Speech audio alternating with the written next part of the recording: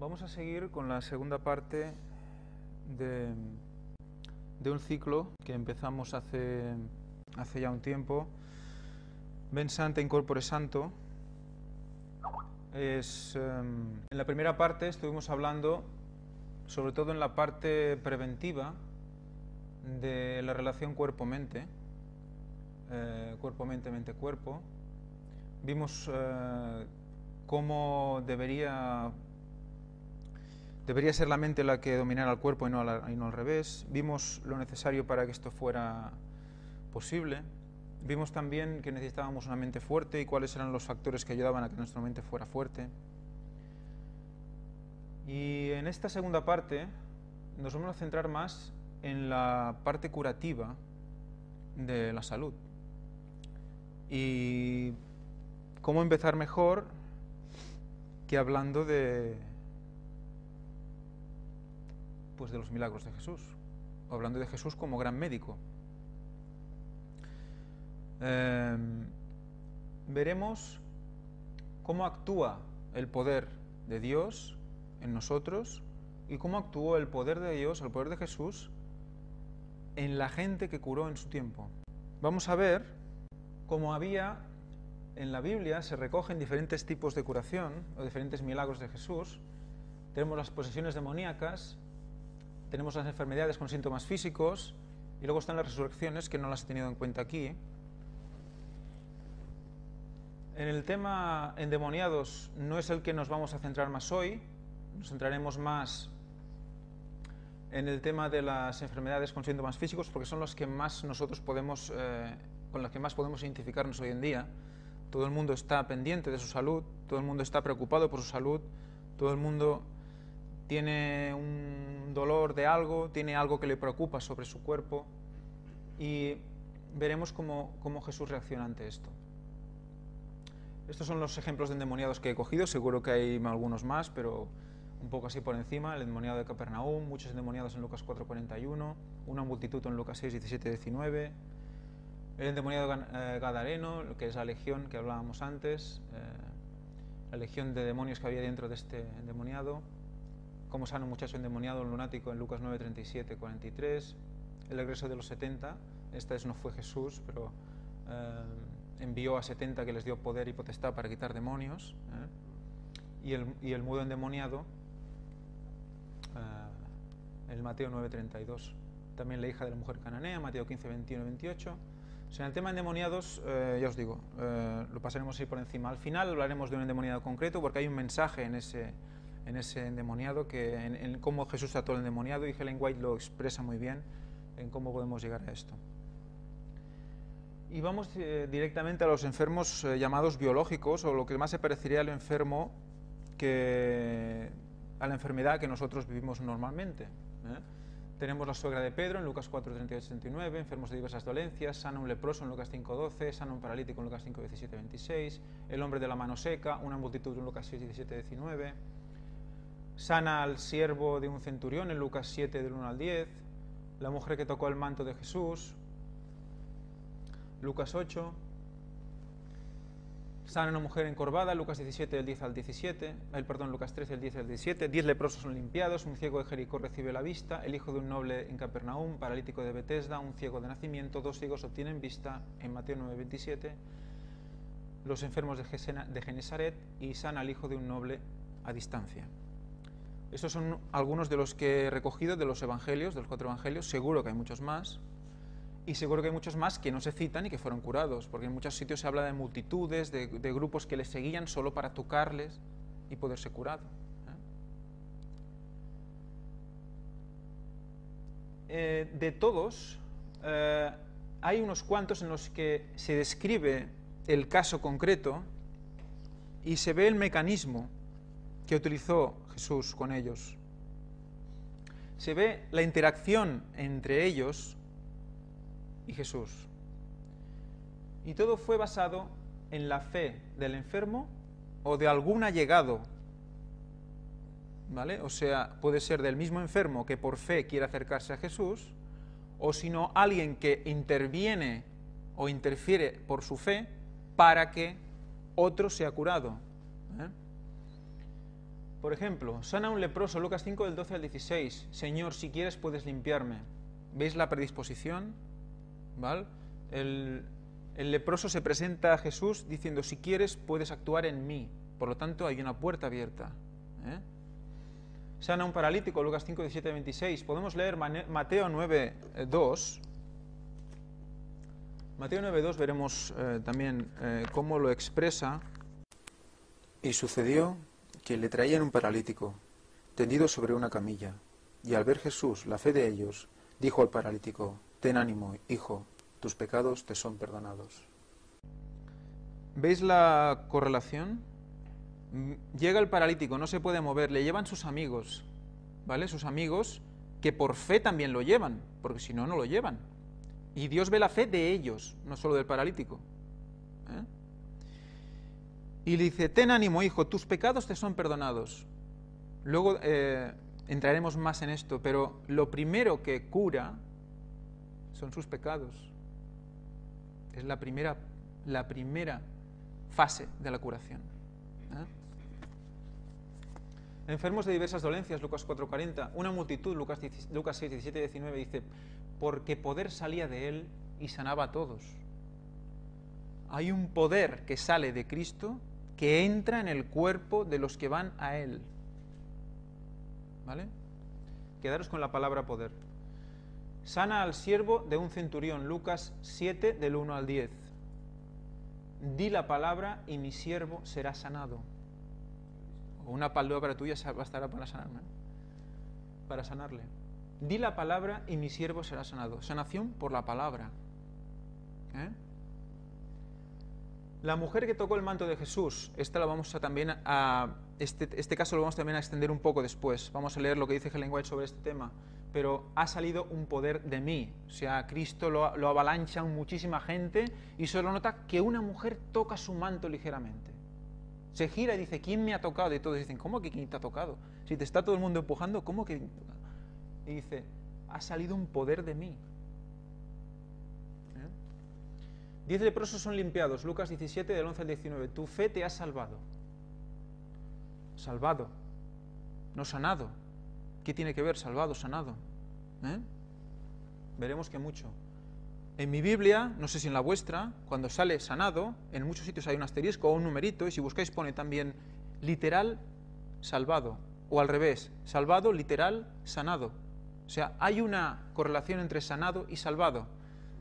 Hay ese también dicho popular, cuando sales de un peligro y todo te pregunta, ¿estáis todos sanos y salvos? ¿Recordáis? Pues siempre se habla de sano y salvo. Pues qué curiosidad que en la Biblia también tengamos esa correlación. Un ciego de Jericó recibe la vista, Lucas 18, del 35 al 43. Tu fe te ha salvado también. Y también hay un asterisco y te dice sanado. O sea que la salvación, la sanación está ligada. El perdón de los pecados, la salud física, está ligado. 2 ciegos obtienen vista, Mateo 9, del 27, 28, 31. Mateo 9, 28 nos dice, y llegado a la casa, se le acercaron los ciegos, y Jesús les dijo, ¿creéis que puedo hacer esto? Y ellos dijeron, sí, Señor. ¿Creéis que puedo hacer esto? Porque hoy vamos a hablar de cosas que tenéis que creer que se pueden hacer, porque si no, no van a pasar. Es que vamos a tocar un poco el hueso de muchas cosas, del concepto quizás de curación que todos tenemos en la mente, ¿no? Los enfermos de Genesaret, Mateo 14, del 34 al 36, tocaran solamente el borde de su manto. O sea, mucha gente se acumuló y le buscó solo para tocar el borde de su manto. Fijaros la fe de esta gente, ¿vale? ¿Cómo adquirieron la fe? Por lo que habían oído. O sea, la palabra pasó de unos a otros, llegó y depende de dónde entró, reaccionó, lo que decíamos antes, sembró esa palabra y creció fe. Y fueron a buscarle por la palabra. Y el paralítico de Betesda, que también analizaremos con más profundidad, Juan 5, del 1 al 18, dice, ve y no peques más. Enfermedad fruto del pecado. Porque en esencia toda enfermedad es fruto del pecado, sea del nuestro, del heredado o del pecado original, porque sin pecado no hay enfermedad, no hay muerte. O sea que tiene mucha lógica que para curar una enfermedad, primero cures lo que el pecado ha hecho, busques el perdón de los pecados. Por eso murió Cristo en sustitución nuestra. Entonces, ¿por qué el poder de Cristo actuó en estas personas? ¿Por qué actuó en estas personas y no en otras personas? Tu fe te ha sanado, Mateo 9:22. Tu fe te ha salvado, Lucas 8:47. Sanado, salvado. Salvó sus almas, sanó sus cuerpos. Y como vimos con el paralítico que acompañaron, primero sanó su alma, luego su cuerpo se sanó en consecuencia.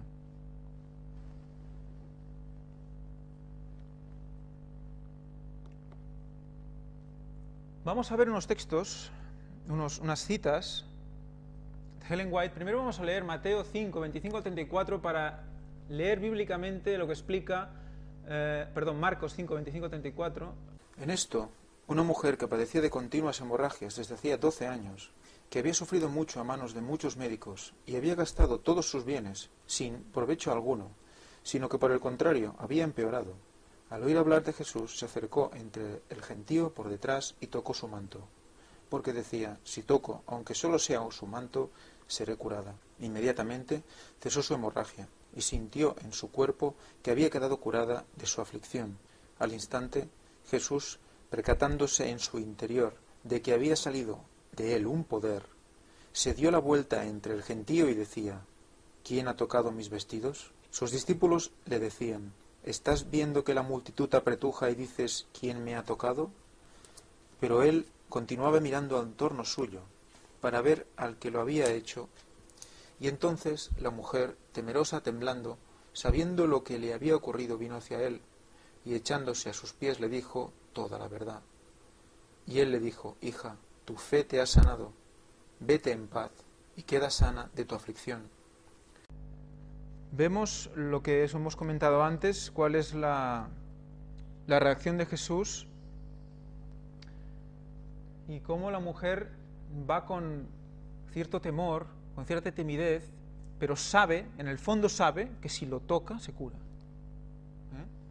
Vemos cómo nos explican más detalles Ellen White sobre este caso. Dice, al pasar él, se levantó la mujer y logró tocar apenas su manto. En el acto notó que estaba sana. En ese único toque concentró la fe de su vida. O sea, toda la fe de su vida. O sea, no había nada más. Era todo o nada. Y él sabía que con ese toque solucionaba todo. E inmediatamente desaparecieron el dolor y la debilidad. Al instante sintió una conmoción como de una, ¿qué? Corriente eléctrica. Quedémonos también con ese concepto. Corriente eléctrica, ¿vale? Energía eléctrica, ¿vale? Algo que entra en ella, que pasaba por todas las fibras de su ser. La embargó la sensación de perfecta salud. Perfecta salud. Nada de, mira, me ha mejorado, esto parece que voy mejor. No, no. Perfecta salud. Poder creador, como nueva. No hay términos medios. El poder de Dios es perfecto. La mujer agradecida deseaba expresar su gratitud al poderoso médico que con su solo toque acaba de hacer por ella lo que no habían logrado los médicos en 12 largos años. Pero no se atrevía. De pronto Jesús se detuvo y preguntó, ¿quién es el que me ha tocado? Porque yo he sentido que ha salido poder de mí. Corriente eléctrica, poder, una energía eléctrica que sale de Cristo y llega a ella. Cristo no hizo la pregunta para obtener información, quería dar una lección a la gente, a sus discípulos y a la mujer. Deseaba infundir esperanza y mostrar que la fe había hecho intervenir el poder curativo. ya nos está empezando a enseñar cómo actúa la fe en la curación. La fe había activado el poder de Cristo. Es como aquel enchufe que tú conectas en una clavija, el receptor, en un enchufe que tú conectas, y la electricidad pasa a través del enchufe y activa el aparato. Es parecido. Es la llave que hace que la energía entre a tu cuerpo. La confianza de la mujer no debía ser pasada por alto sin comentarlo. Cristo deseaba que ella entendiese que Él aprobaba su acto de fe. Eso es otra cosa que también debemos entender. Cristo nos mira con aprobación por ir con fe a Él. A veces creemos que no nos ve, que no nos escucha, que estamos solos. No, no, no. Él agradece, nos dice, ven con tu fe, utilízala.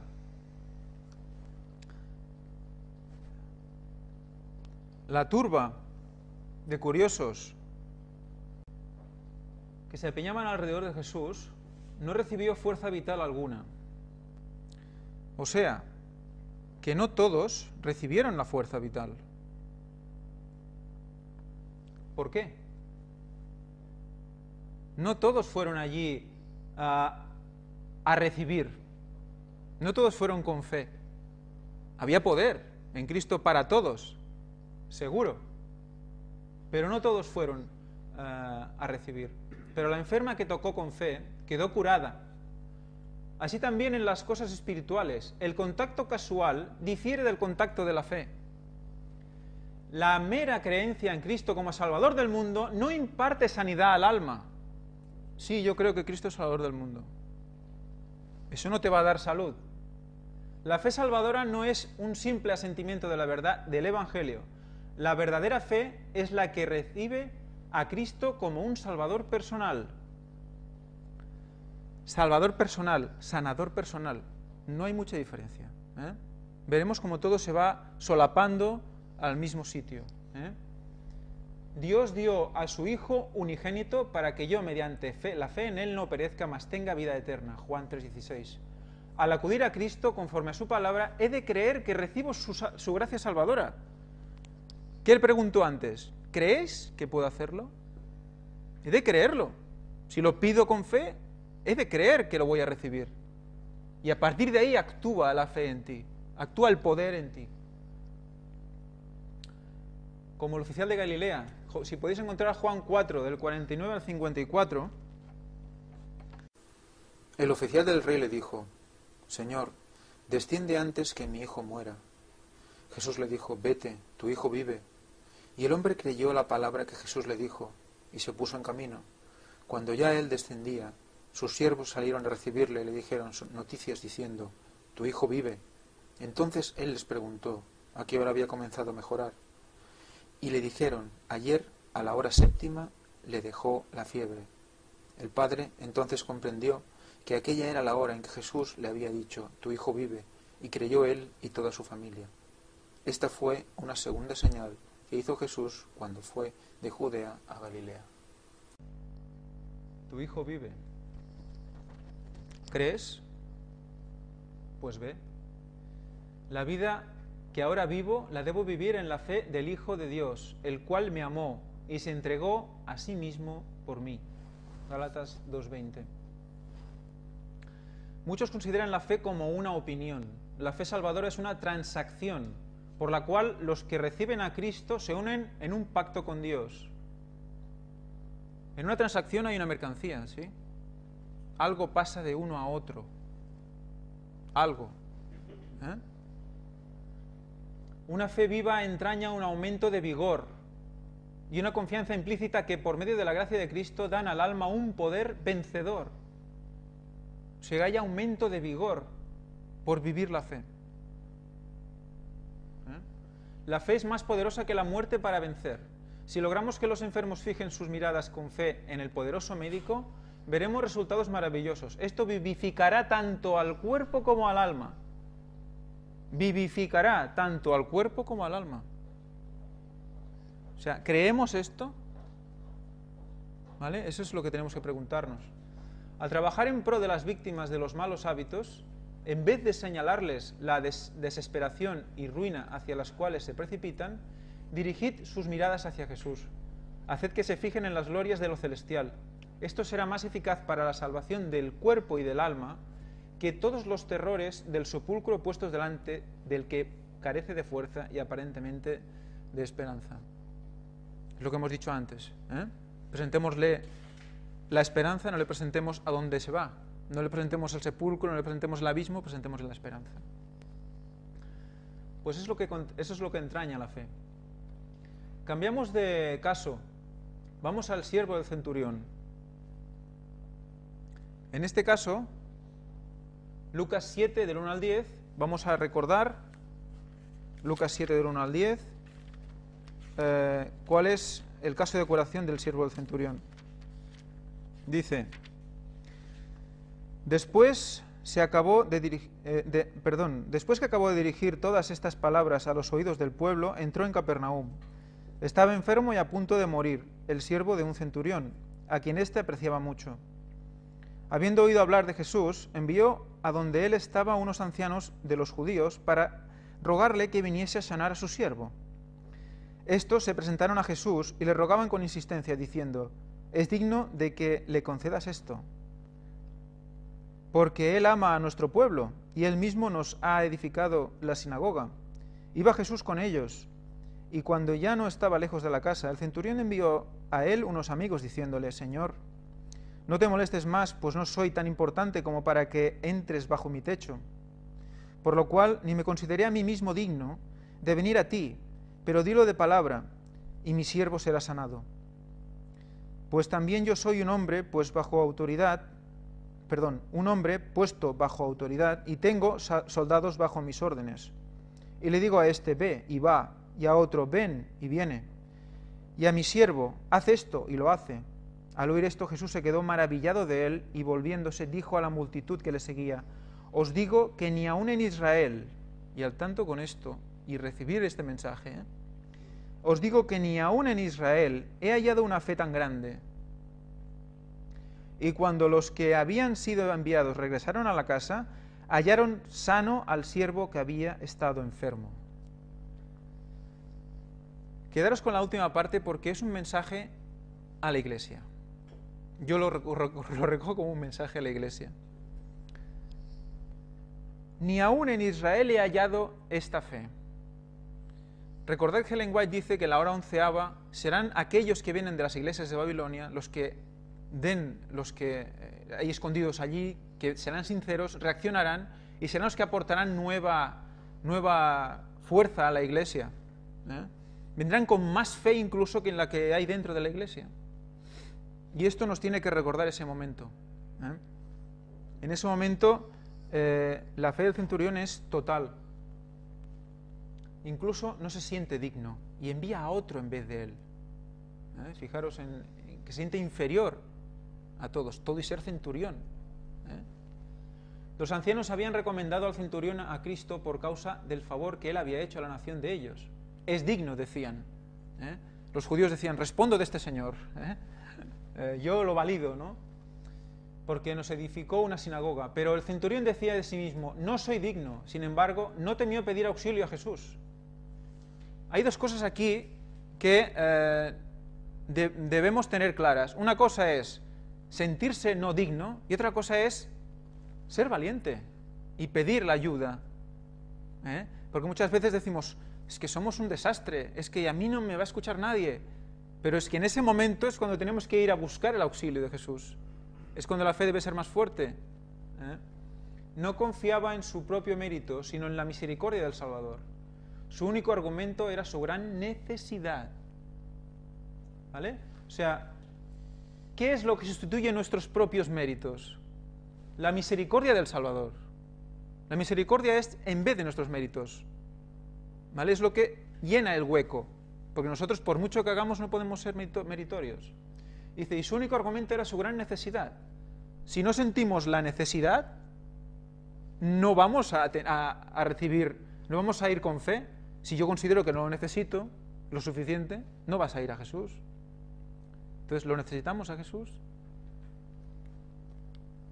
Asimismo, todo ser humano puede acudir a Cristo, no por obras de justicia que nosotros habíamos hecho, mas por su misericordia nos salvó. ¿Piensas que por ser pecador no puedes esperar recibir bendición de Dios? Recuerda que Cristo vino al mundo para salvar a los pecadores. Nada tenemos que nos recomiende a Dios. El alegato que podemos presentar ahora y siempre es nuestro absoluto desamparo, que hace que su poder redentor una necesidad. O sea, ¿cómo nos vamos a presentar? Estoy desamparado. No soy nada si no me presento a ti. Y con esa actitud sí recibiremos poder. Renunciando a toda dependencia de nosotros mismos. Podemos mirar a la cruz del Calvario y decir: ningún otro auxilio hay, indefenso acudo a ti.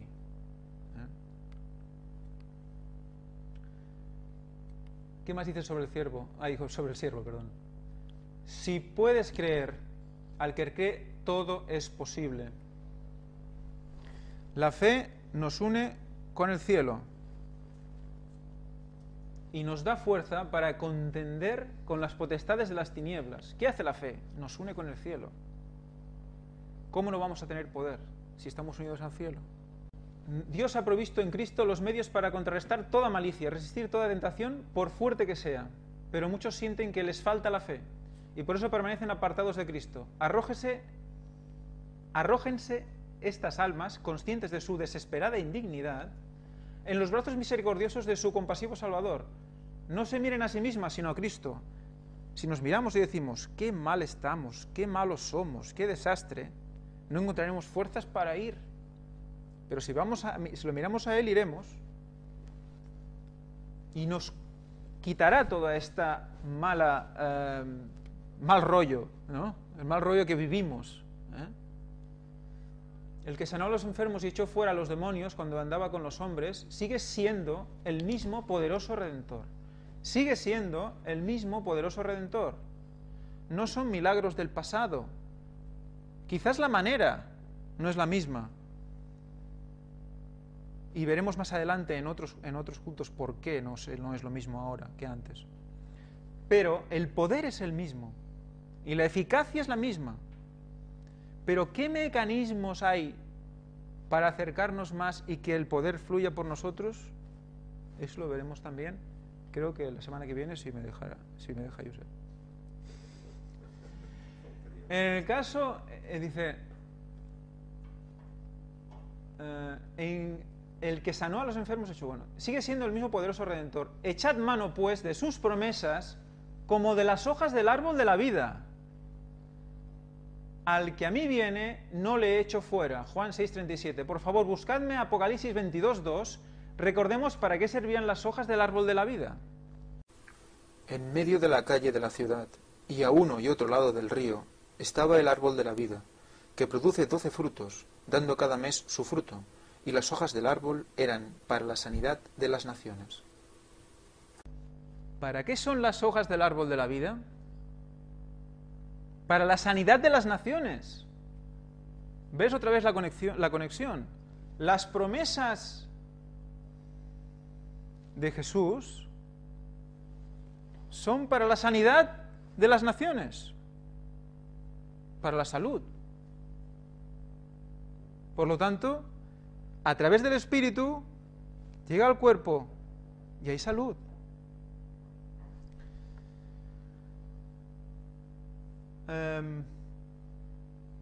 Al acudir a Él, creed que os acepta, pues así lo prometió. Nunca pereceréis si así lo hacéis. Nunca. No dice a veces, ni de vez en cuando. Nunca. ¿Creemos eso? Apliquémoslo a nuestra vida. ¿Vale? Dios encarece su caridad para con nosotros, porque siendo aún pecadores, Cristo murió por nosotros. Si Dios está por nosotros, ¿quién puede estar contra nosotros? El que ni a su propio Hijo perdonó, sino que le entregó por todos nosotros, ¿cómo no nos ha de dar también de pura gracia todas las cosas juntamente con Él? Romanos 8:31. Por lo cual estoy cierto que ni la muerte, ni la vida, ni los ángeles, ni principados, ni potestades, ni lo presente, ni lo porvenir, ni lo alto, ni lo bajo, ni ninguna criatura nos podrá apartar del amor de Dios, que es en Cristo Jesús, Señor nuestro. Nada va a hacer que Dios nos deje de amar. Entonces, la fe en las promesas de Cristo Jesús es que la verdadera medicina. Lo hemos acabado de leer. Es la verdadera medicina, la que funciona al 100%. La única que hace restablecimiento del 100%. No es, me tomo esto que me va bien y cuando se acabe me tomo otra caja, sino que es real, es para siempre, verdadera medicina. Cada promesa es como una hoja del árbol de la vida para la sanidad de todas las naciones. Todo esto lo he puesto, no es de ella, esto es las ideas puestas en 2 frases, ¿vale? Esto es personal, ¿de acuerdo?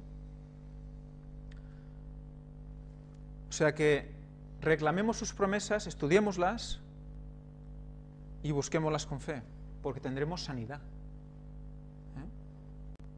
Otro caso, sana a un leproso. Mateo 8, del 1 al 4. Mateo 8, del 1 al 4 dice: Cuando descendió Jesús del monte, le seguían grandes multitudes, y en esto se le acercó un leproso que se postró ante él diciendo: Señor, si quieres puedes limpiarme. Es como hemos comentado antes. Jesús extendió la mano y le tocó diciendo: Quiero, sé limpio. Y al instante su lepra desapareció. La lepra, no era una tontería, era lepra.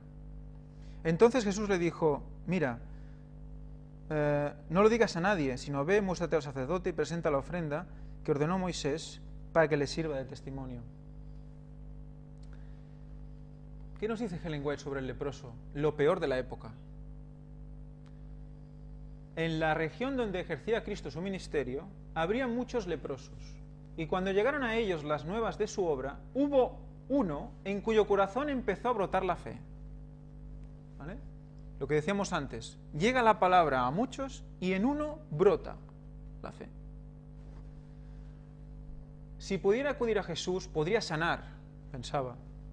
Pero ¿cómo encontrar a Jesús? Condenado como estaba a perpetuo aislamiento, ¿cómo podía presentarse al médico? ¿Le sanaría a Cristo?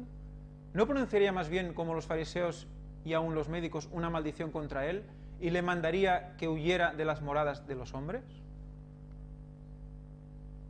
Piensa en todo lo que se le ha dicho de Jesús. O sea, alguien le ha hablado a este leproso. ¿Alguien le ha explicado a este leproso? ¿Quizá otros leprosos? No sé. No sale, no se explica. Nadie que haya implorado su auxilio ha sido rechazado. El pobre hombre resuelve ir en busca del Salvador. Aunque excluido de las ciudades, puede ser que dé con él en alguna senda apartada en las montañas o lo encuentre mientras enseña fuera en las poblaciones. Las dificultades son grandes, pero no hay otra esperanza. O sea, ¿vamos así nosotros a Jesús? Pongámonos en el lugar del leproso. Ya no con la lepra, sino como estamos ahora. ¿Vamos así a Jesús? Desde lejos, el leproso percibe algunas palabras del Salvador. Le ve poner las manos sobre los enfermos, ve a los cojos, los paralíticos y a los que están muriéndose de diversas enfermedades levantarse sanos y alabar a Dios por su salvación. Su fe le fortalece. Se acerca más y más a la gente que está escuchando. Las restricciones que se le han impuesto, la seguridad del pueblo, el miedo con que todos le miran, todo lo olvida. Pone el leproso, pon nosotros. No está todo el rato constante, es que me falta esto, me falta lo otro, no voy a llegar a esto, no voy a llegar a lo otro, me falta trabajo, me falta dinero, este es un desastre, me miran mal. No está pensando en eso. Olvida todo. Porque ya sabemos que Dios sabe lo que necesitamos. Vamos a Él y Él nos dará lo que necesitamos. Luego veremos que también hace falta esfuerzo. Más adelante en otro ejemplo. No piensa más que en la bendita esperanza de curación. ¿Creemos que necesitamos curación? Es otra pregunta que debemos hacernos. ¿O nos sentimos sanos y fuertes y ya está? ¿Qué más nos dice Ellen White? Dice, es un espectáculo repulsivo. La enfermedad ha hecho en él horrorosos estragos y da miedo mirar su cuerpo en descomposición. Fijaros en el desastre del pobre hombre. Al verle, la gente retrocede. Aterrorizados se atropellan unos a otros para rehuir su contacto. ¿Os imagináis la situación? Algunos procuran evitar que se acerque a Jesús, mas en vano. Él no los ve ni los oye, ni advierte sus expresiones de repulsión. No ve más que al Hijo de Dios, ni oye otra voz sino la que da vida a los moribundos. Su voz. Abriéndose paso hasta Jesús, se arroja a sus pies clamando: Señor, si quisieras puedes limpiarme. Jesús le contesta: quiero, sé limpio. Y pone su mano sobre él. Pone su mano sobre una persona que se está descomponiendo en vida. ¿Vale? Imaginaros la situación. Nadie lo podía tocar. Al acercarse a Jesús, este hombre estaba lleno de lepra. La ponzoña mortal había penetrado todo su cuerpo. Los discípulos querían evitar que su maestro le tocara, pues el que tocaba a un leproso quedaba también inmundo. Pero al poner la mano sobre él, Jesús no se contaminó. Y diréis: ostras, ¿qué tiene eso de raro? Jesús tiene un poder y él mismo pues no tiene por qué contaminarse, porque él utiliza su poder y no se contamina. Perdona, pero se humanizó, se humanó para entrar aquí. Era humano, era un cuerpo de carne. No se contaminó. La lepra fue limpiada. Así sucede con la lepra del pecado. ¿Vale? Así sucede con la lepra del pecado. Lepra, pecado. Ahí es la analogía del ejemplo que estamos viendo. Tan profundamente arraigada, tan mortífera, tan imposible de curar por el poder humano. Toda cabeza está enferma y todo corazón doliente. Desde la planta del pie hasta la cabeza no hay en él cosa ilesa, sino herida, hinchazón y podrida llaga. Isaías 1:5-6. Todos. Aunque no vayamos y nos salgan las analíticas mal,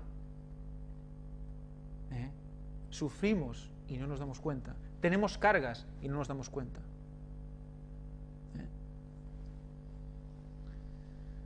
Su presencia es virtud curativa para el pecador. Dice, pero Jesús, al humanarse, no se contamina.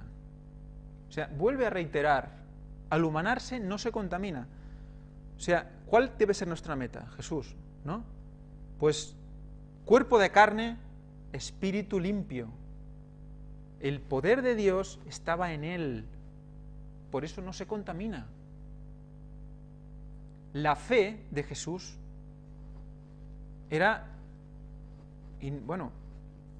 irrefutable, era inmensa, era perfecta.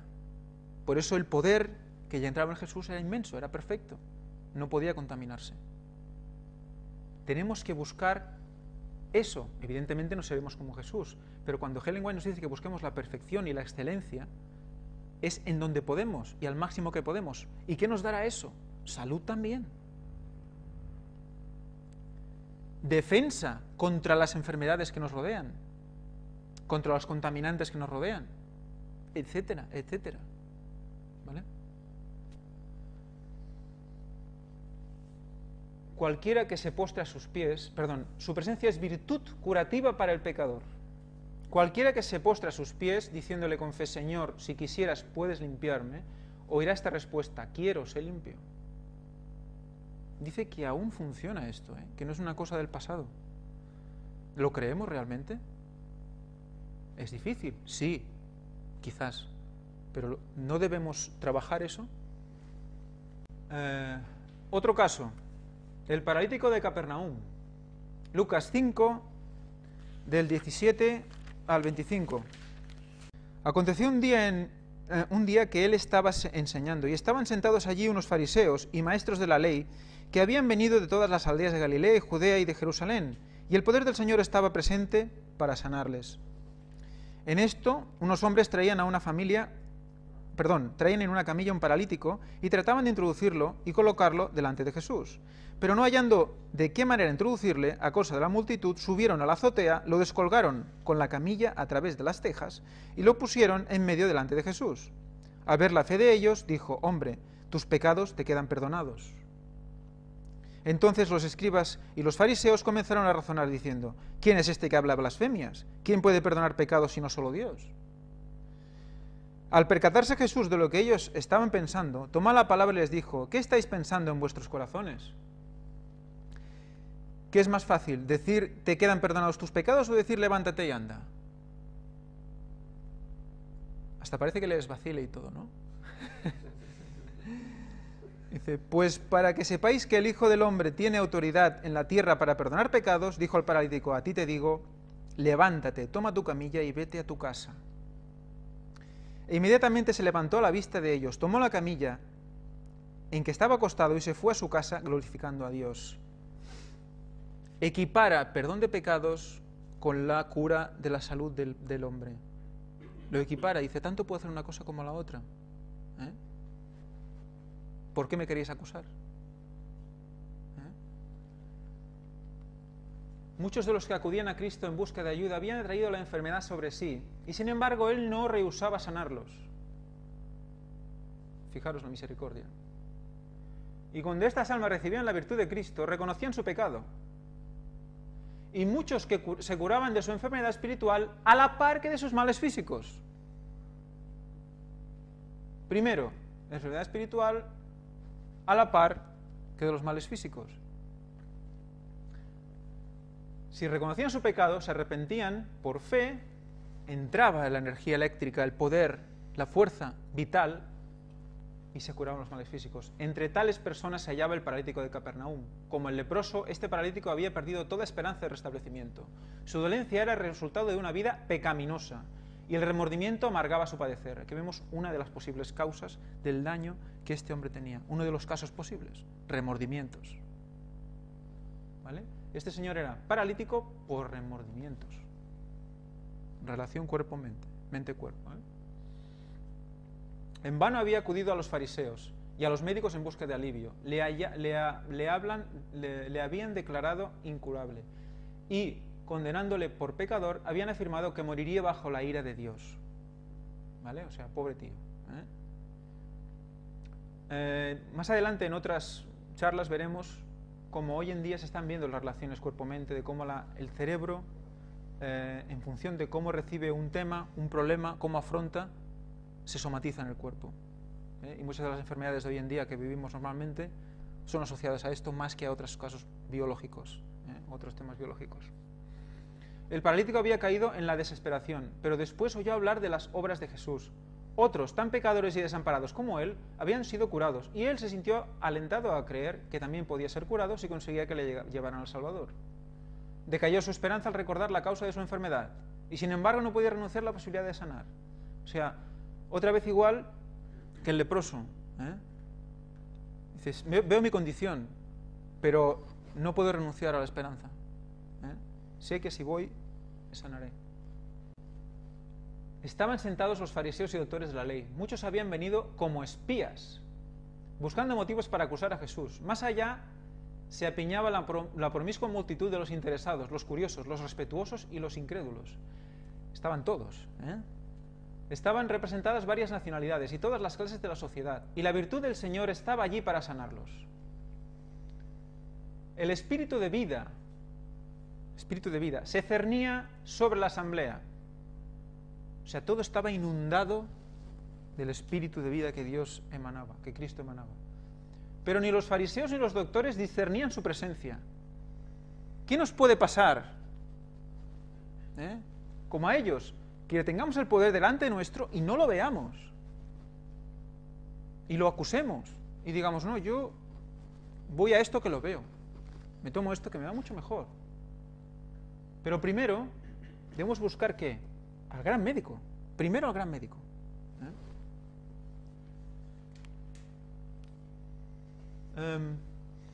Pero ni los fariseos discernían. Dice, no sentían necesidad alguna.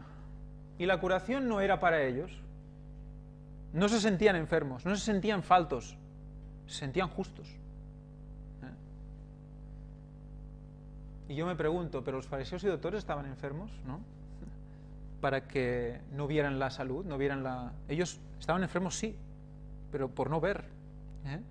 Eran enfermos, pero no eran conscientes de su enfermedad. No se veían necesitados. A los hambrientos hinchó de bienes y a los ricos envió vacíos.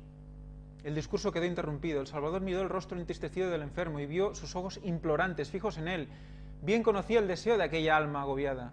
Era Cristo el que había llevado a la convicción a la conciencia del enfermo. cuando estaba aún en casa. Cristo había ya convencido a ese hombre en su casa. La palabra había llegado a él y le había convencido. Por eso vino a Cristo.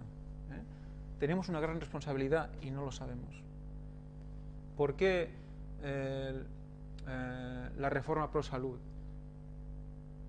¿Por qué es el brazo derecho del tercer ángel? Porque le estamos dando salud a la gente. Le damos salud a la gente, en realidad. Cuando se arrepintió de sus pecados y creyó en el poder de Jesús para sanarle, la misericordia del Salvador bendijo su corazón. Jesús había visto el primer rayo de fe convertirse en la convicción de que Él era el único auxiliador del pecador. Y había visto crecer esa convicción con cada esfuerzo del paralítico por llegar a su presencia. Cristo era quien había traído a sí mismo al que sufría, y ahora, con palabras que eran como música para los oídos y a los cuales eran destinadas, el Salvador dijo: confía, hijo, tus pecados te son perdonados. La carga de culpa se desprende del alma del enfermo. Aquí vemos ya cuando ya el poder ha fraguado en el cuerpo del enfermo. ¿Qué es lo primero que se va? La carga de culpa. Esos remordimientos que le hacían estar paralítico. Y luego se somatiza en el cuerpo. La esperanza sucede a la desesperación y el gozo a la tristeza deprimente. Ya desapareció el dolor físico y todo el ser del enfermo está transformado. Es como si fuera recreado.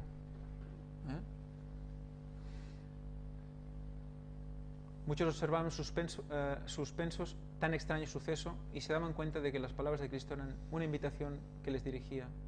¿No estaban ellos también enfermos del alma por causa del pecado? Pero ¿qué les pasaba a los fariseos? Su poder, el poder social es lo que les llevaba. Tenían miedo de perder el respeto de la gente. Blasfemias, dice. Solo Dios puede curar los pecados. Se necesitaba nada menos que ¿qué? Poder creador. Lo que hemos dicho, recreados. Infundió vida al alma muerta en transgresiones y pecados. La curación del cuerpo era prueba evidente del poder que había renovado el corazón. O sea, el cuerpo curado era la consecuencia del corazón renovado. ¿Vale? El paralítico encontró en Cristo curación para su alma y para su cuerpo. Las dos cosas. Necesitaba la salud del alma antes de poder apreciar la salud del cuerpo. Si no tenía la salud del alma, si no la tenía, no podía apreciar la salud de su cuerpo. Antes de poder sanar la enfermedad física, Cristo tenía que infundir alivio al espíritu y limpiar el alma de pecado. No hay que pasar por alto esta lección. No hay que pasar por alto esta lección.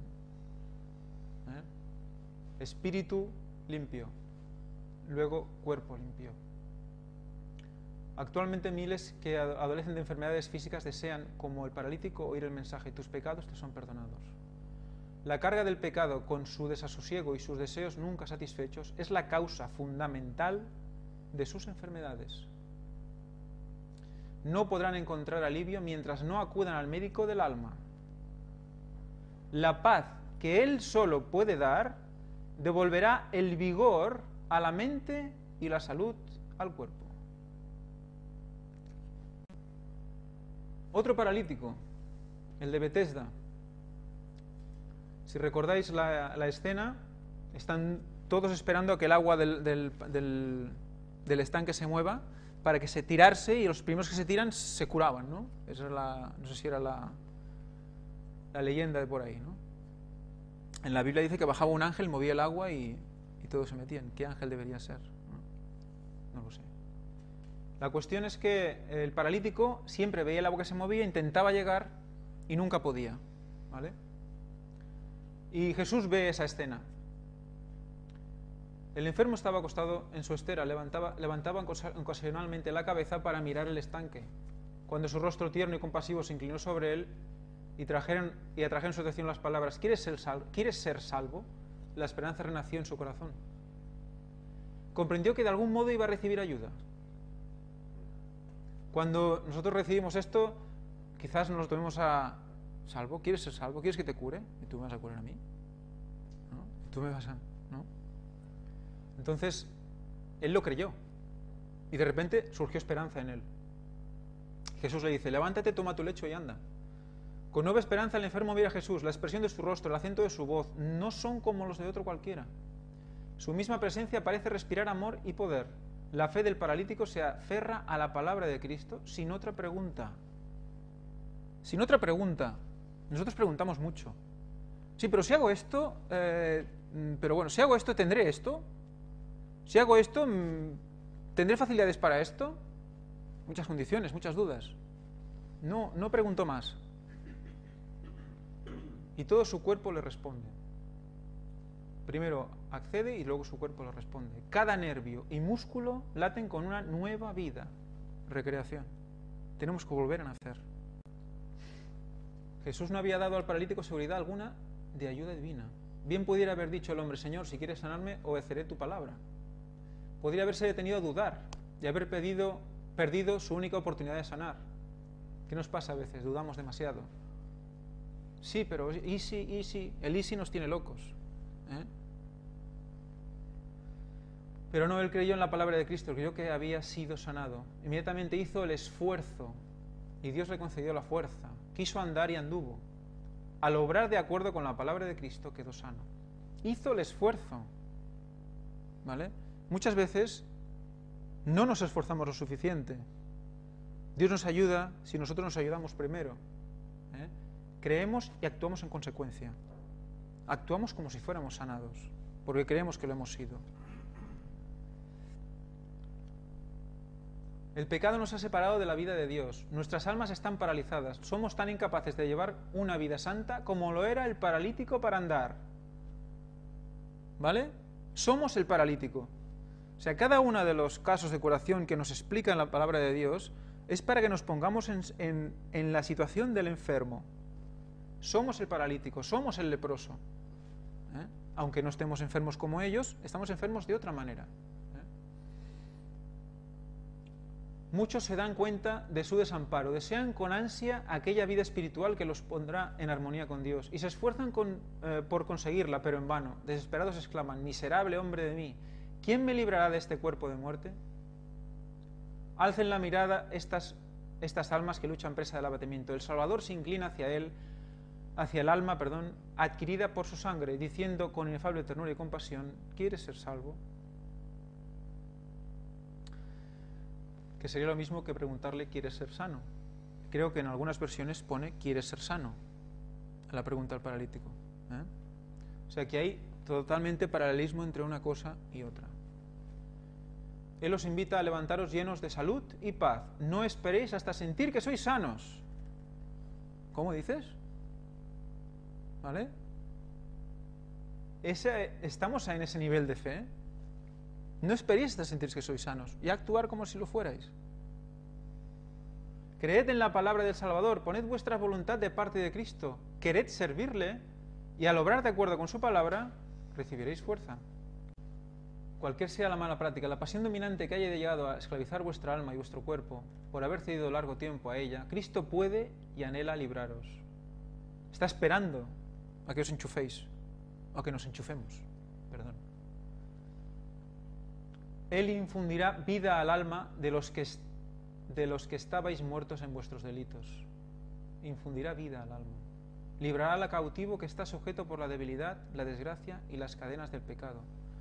El sentimiento del pecado ha envenenado las fuentes de la vida. Mi gracia fortalecerá vuestra voluntad debilitada. Os libraré del remordimiento de vuestro pecado. Mirad a Jesús y las tinieblas que os rodeen se desvanecerán ante el resplandor de su presencia. Su gracia basta para vencer el pecado. Poned vuestra mano en la suya y dejaos guiar por él. Esto es lo que tenemos que hacer cuando nos saltan las tentaciones. Nunca penséis que Cristo está lejos, siempre está cerca. Su amorosa presencia os circunda. Buscadle sabiendo que desea ser encontrado por vosotros. Quiere que no solo toquéis su vestidura, sino que andéis con él en comunión constante. Comunión constante. O sea, la conexión no es a ratos. La conexión es, o debe ser, constante. Para que la fe constantemente sea la base de aquella escalera de segunda de Pedro. ¿Recordáis? Fe, virtud, paciencia, dominio propio y al final amor. Pues esa escalera en la base es la fe. Y la virtud tiene que ver con la salud. Eso lo veremos también más adelante. en otros cultos. Jesús no quiere que los comprados a tanto precio sean juguete de las tentaciones del enemigo. No quiere que seamos vencidos ni perezcamos. El que dominó los leones en el foso y anduvo con sus fieles testigos entre las llamas, está igualmente dispuesto a obrar en nuestro favor para refrenar toda mala propensión de nuestra naturaleza. Recordar nuestra naturaleza que va hacia el mal. Por último, el último caso que vamos a tocar es el de un endemoniado. Y tocaremos este caso porque yo creo que es un caso muy interesante y que nos da unos conceptos que habíamos visto en otros cultos anteriores. Dice, ¿por qué el endemoniado había dominado a este hombre, el endemoniado de Capernaum? Dice, la causa de la aflicción de este hombre residía también en su propia conducta. Le habían fascinado los placeres del pecado y pensó hacer de la vida un gran carnaval. ¿Qué es lo que pensamos o qué piensa mucha gente hoy en día? Diversión, diversión. Tenemos que divertirnos, tenemos que olvidarnos de lo que la vida nos presenta. Tenemos que llegar al fin de semana como sea y tenemos que vivir un carnaval cada fin de semana. No ser nosotros. La intemperancia y la frivolidad pervirtieron los nobles atributos de su naturaleza y Satanás asumió pleno dominio sobre él. ¿Cómo entró? Por los placeres, por el ocio. Satanás entró en él, lo dominó y un demonio se puso en él. El remordimiento llegó demasiado tarde. Cuando hubiera querido sacrificar sus bienes y sus placeres para recuperar su virilidad perdida, ya estaba incapacitado y a la merced del maligno. ¿Os acordáis del día pasado que Víctor habló de la verdad sobre los ángeles? Cómo Satanás llega un momento que después de hacer todo lo que había hecho, ya que estaba ya a tope, cuando ya dijo, pues me arrepiento, luego ya no hubo tiempo. Pues él utiliza es lo mismo que pasó con este hombre. Este hombre ya después de someterse al dominio de Satanás, luego dijo, pues quiero cambiar, y no pudo. Ya era demasiado dominado por Satanás. También hoy hay muchedumbres tan ciertamente dominadas por el poder de los malos espíritus como lo era el endemoniado de Capernaum.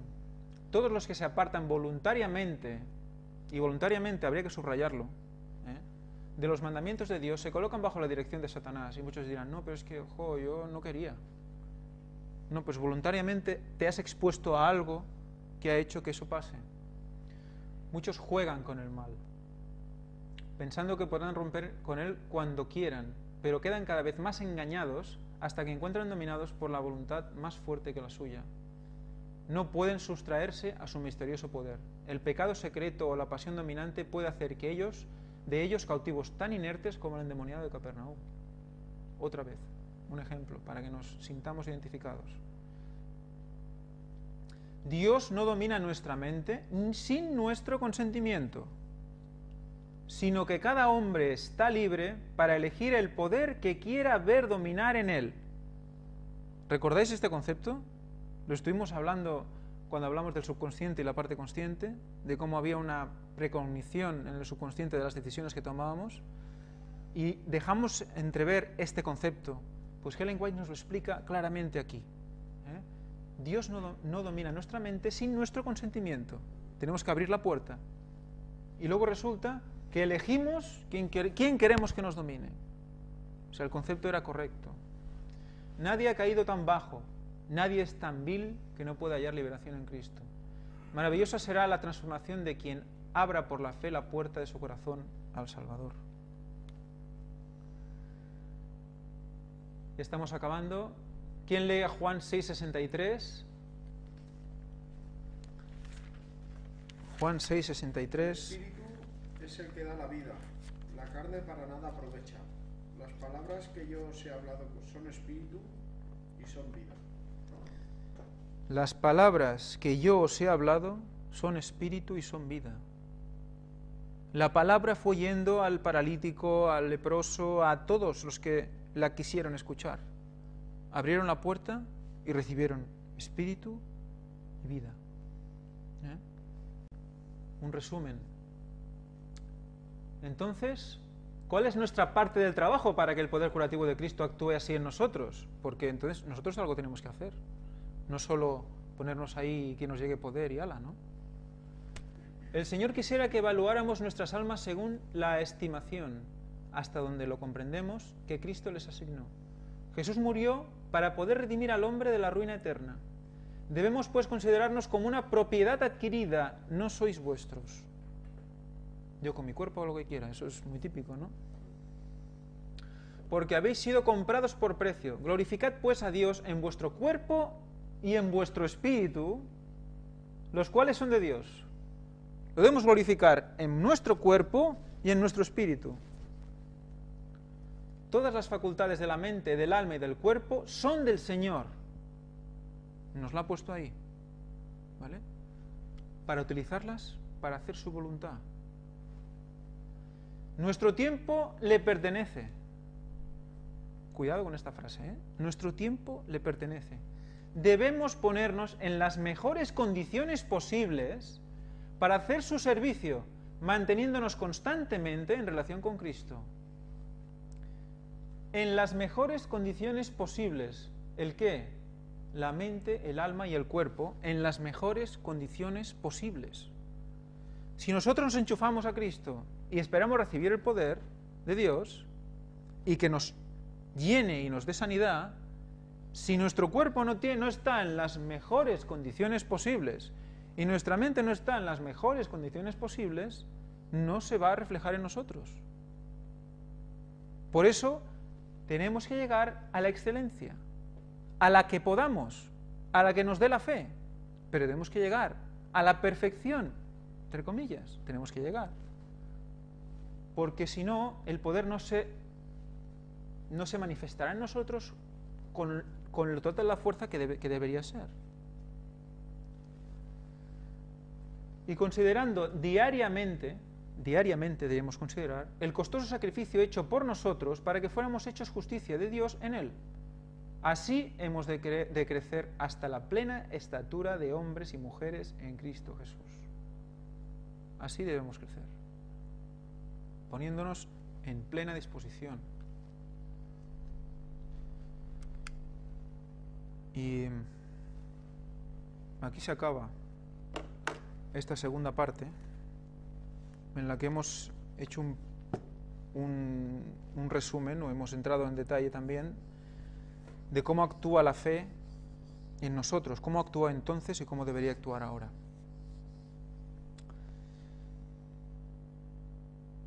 También os podéis plantear, dice, bueno, entonces solo los creyentes deberían estar vivos, ¿no? Solo el pueblo de Dios debería estar vivo, porque solo ellos reciben la potencia y la fuerza. Dios nos da la vida a todos, a justos e injustos, y es la base de su misericordia. Tenemos la vida, es un regalo de Dios, y todos la tenemos. La responsabilidad es qué hacemos con ella. La semilla tampoco cree en Dios, pero crece por su poder. Y veremos en la parte 3 cómo Dios le da ese poder para crecer. Y la semilla no cree en Dios y también crece. Entonces, lo que tenemos que ver es que hay una salud verdadera, hay una verdadera medicina, una verdadera manera de vivir en conexión con Dios, que es la salud de verdad. No esa salud que depende de qué día hace ese día por la mañana, de si aquel me ha mirado mal o no, no depende de si tengo 20 euros o 3.000, no depende de esas cosas, no depende de este mundo, depende del espíritu, y ese espíritu es el que debe estar en condiciones para que luego se manifieste. Tengamos en cuenta eso. Feliz sábado.